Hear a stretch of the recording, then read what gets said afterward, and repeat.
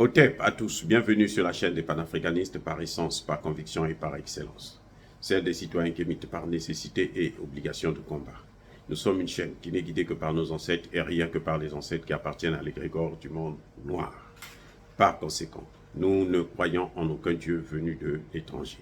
Toutefois, cette vidéo n'est aucunement destinée à inciter à la haine ou à la violence, car nous menons un combat qui est d'abord et avant tout spirituel, intellectuel et démocratique. Ensuite, il est politique, géopolitique et géostratégique contre l'impérialisme, le colonialisme, le néocolonialisme et l'endocolonat, qui sont tous qualifiés de crimes contre l'humanité. Nous menons ce combat sur la base du principe fondamental que nous avons hérité de nos ancêtres kémites, qui est celui de la Mahat, c'est-à-dire solidarité, vérité et justice. Vous êtes donc en droit de connaître la vérité et nous avons l'obligation de vous dire la vérité, rien que la vérité, afin que justice soit rendue au continent africain. Et ça, c'est notre modeste contribution dans cette noble lutte en faveur de la souveraineté, la dignité, la solidarité et l'unité africaine. C'est exactement ça que nous appelons le panafricanisme. Bien-aimés frères et sœurs, dans un amphithéâtre en Côte d'Ivoire, des étudiants ont entamé une chanson dans laquelle ils chantent la gloire, la grandeur, la puissance, le panafricanisme d'un homme, Assimi Goïta. Vous savez, dans nos pays en général, les grands mouvements, les grands changements, c'est toujours les étudiants qui sont au devant de la scène. Lorsque les étudiants prennent un dossier en main, ça va toujours à bout. Donc, les étudiants ivoiriens qui chantent le nom d'Assimi Goïta en chœur, et c'est-à-dire qu'ils sont excités de comprendre que Assimi Goïta est un grand président, est un grand leader, est un grand panafricaniste, et c'est quelqu'un qu'il faut imiter. Là, vraiment, bien aimés frères et sœurs, la vidéo, vous la verrez partout, hein, est devenue virale. Il y a un message qui est derrière ça. Un message que même, parfois, ces étudiants-là n'ont pas compris. Mais il y a un message spirituel qui est derrière une telle chanson, une telle manifestation. Ça veut dire quoi? Selon moi, quand je lis le message, c'est que le cri de ces enfants, les cris de ces jeunes filles, ces jeunes garçons qui sont à l'université, qui entonnent une chanson pour glorifier le nom d'Assimi Goïta, c'est qu'ils sont en train de dire que voici l'homme à imiter, voici l'homme à suivre. Et cela veut dire tout simplement que le message est entendu par les ancêtres, que la prochaine étape, après le Niger, c'est la Côte d'Ivoire. J'allais dire, je me suis trompé, après le Niger, les carottes sont cuites déjà au Niger. Vous savez, en Afghanistan, l'armée de l'OTAN avait regroupé 40 000 personnes et elle payait au moins 1 milliard. Non, ils ont dépensé en 20 ans près de 100 milliards de dollars pour cette guerre qu'ils ont fini par perdre parce que le peuple était déterminé.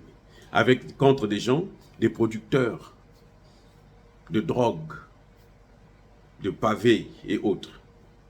C'est des gens qui n'étaient pas armés, mais ils ont gagné cette guerre. Donc le Niger, pour moi, c'est déjà une affaire conclue. Les ancêtres ont déjà pris le contrôle. Notre Dieu à nous, le Dieu africain, a déjà mis son cachet et c'est fini, il n'y a plus rien d'autre à faire. Tout ce que vous voyez là, c'est comme un coq quand on venait de couper le cou. La tête continue à danser, mais il est déjà mort. Donc, les ancêtres sont en train de nous dire aujourd'hui, selon moi, que la prochaine étape, le prochain président qui va être bazoumé, c'est justement Alassane Ouattara. Alassane Ouattara n'a qu'à faire ses dernières prières parce qu'il doit compter. Le temps lui est compté maintenant à la tête de la Côte d'Ivoire. Il a trop fait, il a trop massacré, il a trop sacrifié à la fois la population et les terres les entreprises, les matières premières, les biens de la Côte d'Ivoire à la France. Et aujourd'hui, les Ivoiriens sont en plus grand nombre par rapport à tous ceux qui cherchent à traverser la Méditerranée. Ce sont les Ivoiriens qui viennent en tête. Vous voyez? Donc, la Côte d'Ivoire, la situation est catastrophique.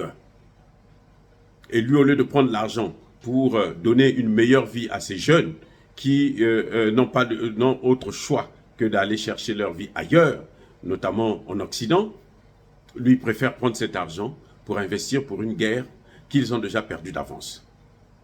Et comment pouvez-vous expliquer? Et on dit que c'est un économiste. Ça n'a aucun sens. C'est tellement ridicule. Il dit qu'il a l'argent pour 3 mois. Qui lui a dit que cette guerre durera seulement 3 mois? Si on la déclenche, vous savez, quand on déclenche une guerre, on ne sait jamais jusqu'à quand ça va se terminer. Les Américains n'étaient pas partis en Afghanistan pour passer 20 ans. Mais ils en ont passé quand même 20 ans.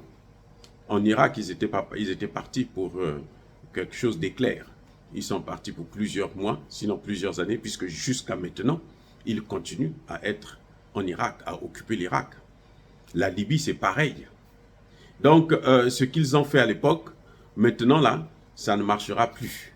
Donc, pour Alassane Ouattara, c'est quand même, c'est pas un militaire pour dire que bon, voilà, c'est vrai, il a des conseillers militaires, mais prévoir dans ce domaine-là, en général, on se trompe toujours. Bref, en tout cas, la prochaine cible de la France-Afrique, la prochaine cible des panafricanistes, c'est justement Alassane Ouattara, qu'il se prépare.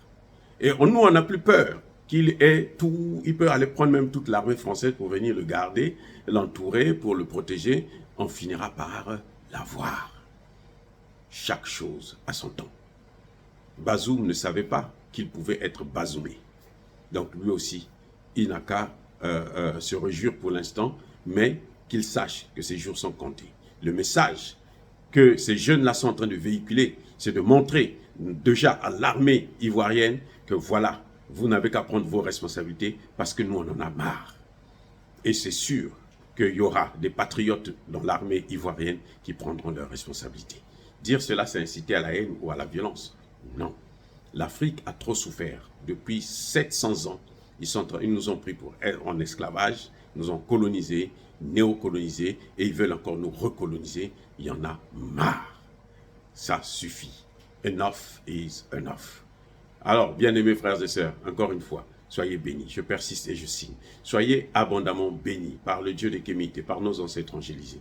Mais que tous ceux qui persécutent le continent africain, le pillent et le déstabilisent, qu'ils soient noirs, blancs, chinois, arabes, indiens ou qui qu'ils soient punis, maudits, foudroyés, neutralisés, écrasés, effacés par ce Dieu des Kémites et par nos ancêtres angélisés. Vive l'Afrique éternelle. J'ai dit et j'assume.